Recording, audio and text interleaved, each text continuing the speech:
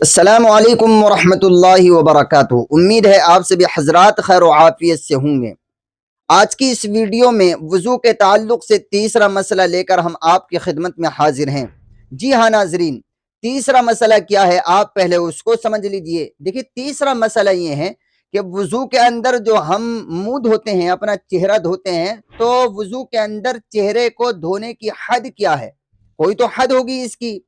تو ہمیں اچھی طرح سے یہ سمجھ لینا چاہیے کہ شریعت نے جو چہرے کی حد بندی کی ہے وضو کے اندر، یعنی کہاں سے کہاں تک دھونا ہے، تو وہ یہ ہے کہ ہم لمبائی میں تو یہ پیشانی جو ہماری ہوتی ہے، یعنی جہاں سے بال شروع ہوتے ہیں، بعض لوگوں کی پیشانی کشادہ ہوتی ہے تو وہ بھی وہاں سے، تو یہ سمجھ لیں جہاں سے بال شروع ہو رہے ہیں یہاں سے لے کر تھوڑی کے نیچے تک، یہ جو تھوڑی ہوتی ہے تو اس کے نیچے تک یہ جو ہمارے جباڑے ہوتے ہیں، یہ جو جباڑے ہوتے ہیں تو یہ بھی چہرے کی حد میں داخل ہیں۔ یہ تو یہاں تک ہمیں دھونا چاہیے، تو ہے چہرے کی لمبائی، بشرطے کہ داڑھی گھنی نہ ہو۔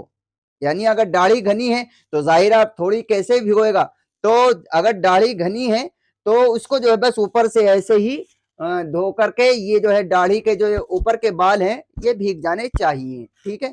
اور اگر داڑھی چھیدی ہے تو پھر اندر سے جو ہے، یعنی چھیدی کا مطلب اتنی چھیدی ہے کہ اندر کی کھال نظر آتی ہے، تو پھر اندر سے بھی پانی ڈال کر دھونا ہمیں چاہیے تاکہ اندر کی چمکنے والی کھال وہ بھی دھل جائے، یعنی بھیگ جائے، تر ہو جائے۔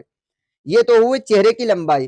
چوڑائی یہ ہے کہ جو ہمارے کان کی لو ہوتی ہے یہ تو یہاں سے اس کان کی لو تک یہ ہوتی ہے، یہ جو لو ہوتی ہے اس کان کی لو تک ہمیں چوڑائی میں پورا منہ دھونا چاہیے۔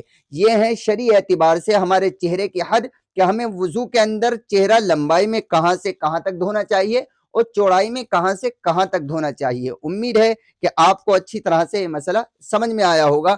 اگر مسئلہ سمجھ میں نہ آیا ہو تو آپ کمنٹ میں ضرور لکھ سکتے ہیں، انشاءاللہ اس کا جواب دے دیا جائے گا۔